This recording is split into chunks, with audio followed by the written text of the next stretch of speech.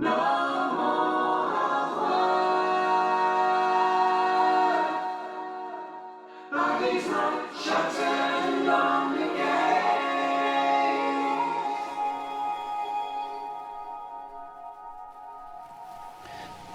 events are really one event. We're looking, when we talk about different events, we're looking at different sections or parts of one continuous happening. And therefore, the idea of separate events, which have to be linked by a mysterious process called cause and effect, is completely unnecessary.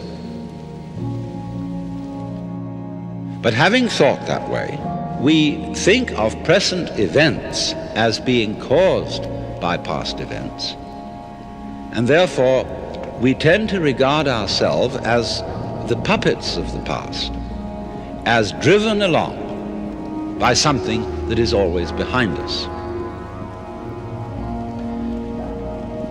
Now, to overcome this impression, it's very simple. You begin again with an experiment which I suggested in a previous talk about meditation. Approach the world through your ears. If you shut your eyes and make contact with reality purely with your ears, I mean, it's kind of silly perhaps to shut your eyes when you're looking at television, but do it just for a moment. And you will realize that the sounds you are hearing are all coming out of silence. You hear, and it fades away, fades, fades, fades, fades, and finally disappears. It's a curious world, this, isn't it? Because you hear all the realities in it, the sounds, suddenly coming out of nothing. You don't see any reason for them to begin. They just appear, and then they echo away through the corridors of the mind, which we call memory. Now, if you open your eyes, it's a little harder to see this with your eyes because, unlike sounds, the eyes sound static. Or rather, they look static. Everything looks still to your eyes.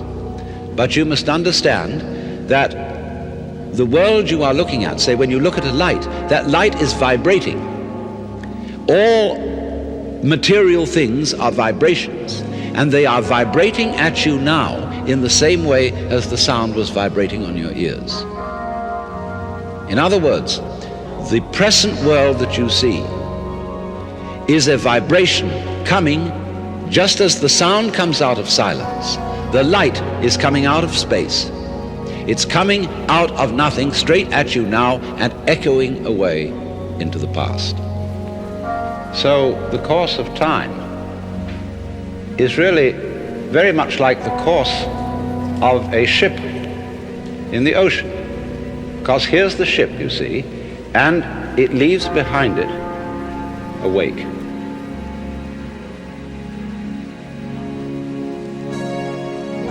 And the wake fades out, and that tells us where the ship has been, in just the same way as the past and our memory of the past tells us what we have done. But as we go back into the past, and we go back and back to prehistory, and we use all kinds of instruments and scientific methods for detecting what happened, we eventually reach a point where all record of the past fades away in just the same way as the wake of the ship. Now, the important thing to remember in this illustration is that the wake doesn't drive the ship any more than the tail wags the dog.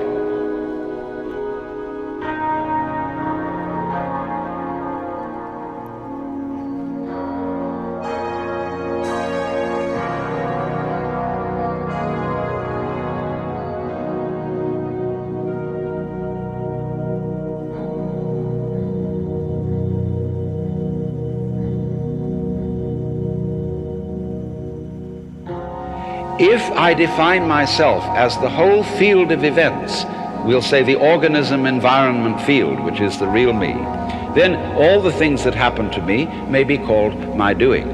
And that is the real sense of karma. But when we speak about freedom from karma, freedom from being the puppet of the past, that simply involves a change in your thinking. It involves, in other words, you're getting rid of the habit of thought whereby you define yourself as the result of what has gone before, and instead get into the more plausible and more reasonable habit of thought, in terms of which you don't define yourself in terms of what you've done before, but in terms of what you're doing now. And that is liberation from the ridiculous situation of being a dog wagged by its tail.